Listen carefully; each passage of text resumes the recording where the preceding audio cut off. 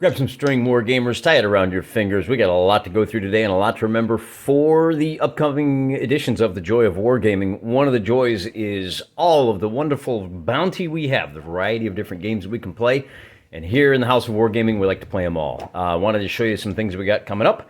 Kind of what they commonly call a dog's breakfast of an episode today. For those of you that are new to the channel, we try to release new, fresh content every other day.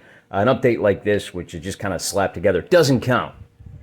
We're going to go bang, bang, bang with this one because tomorrow we'll have genuine content for you. This is just kind of cover a couple of things that don't really fit into any other category. To start off with, I want to thank Rocky's War Room.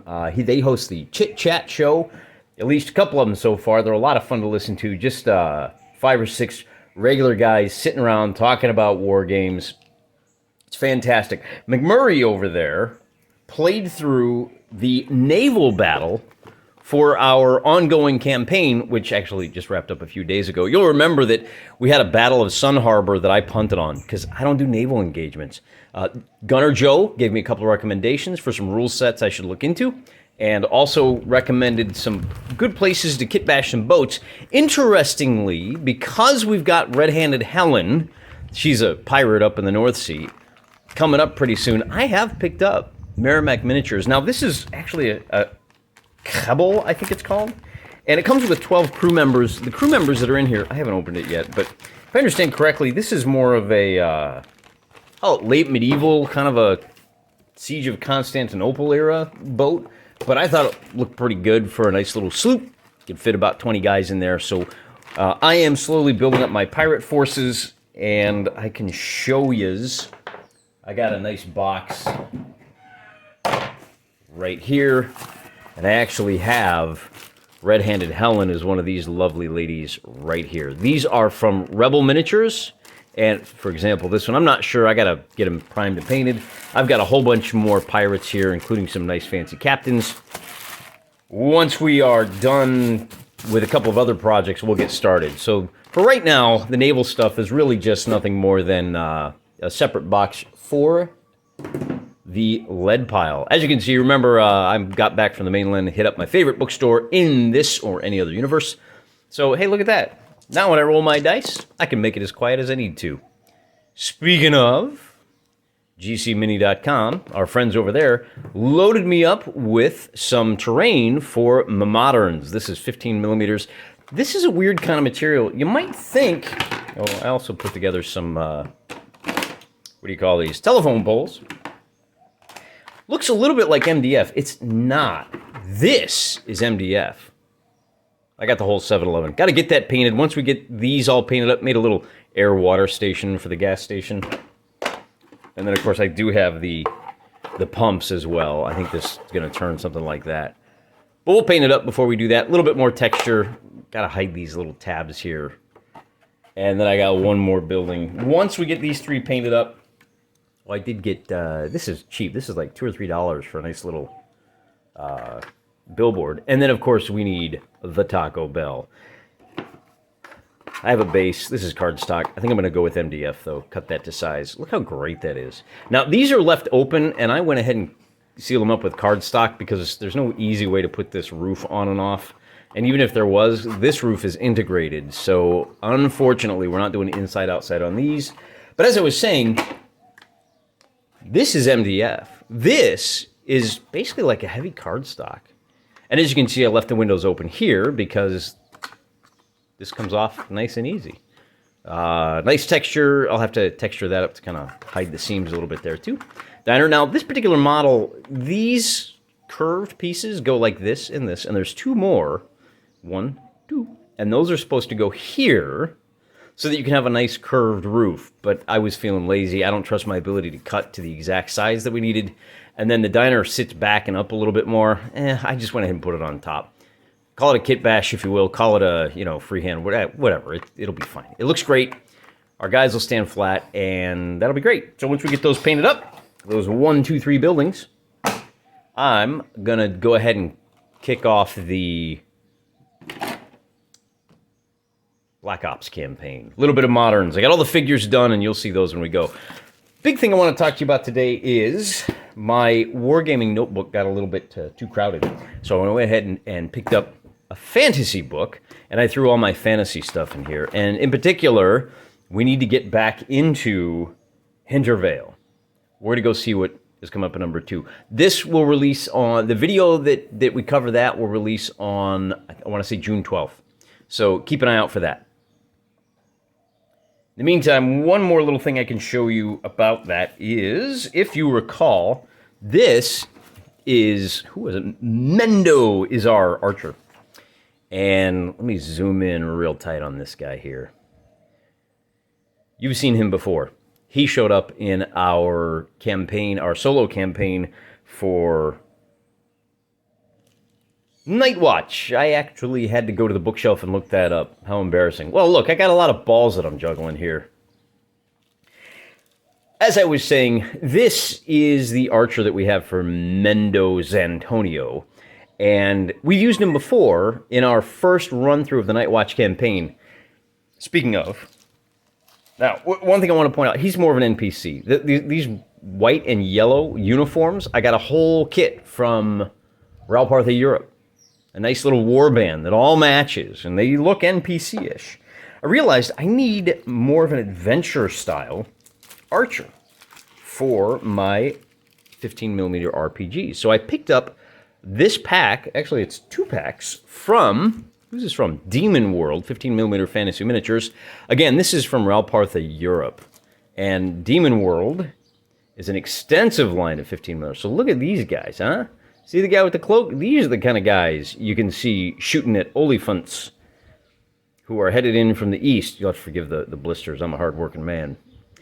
Then I also went ahead and added a couple of dwarf crossbowmen so that when we do kick off that stunty Night Watch campaign, we got the shooties covered as well. All of the guys, and they match perfect because the dwarfs that I have are from the Demon World line, but I noticed they're all hand-to-hand combat guys. We needed a couple of artillery support, so there you go. We'll get those painted up and work them in as soon as possible. While I was ordering, I went ahead and picked up some lovely snake dudes as well. That's kind of beside the point. Big thing is what to expect from the Hintervale campaign.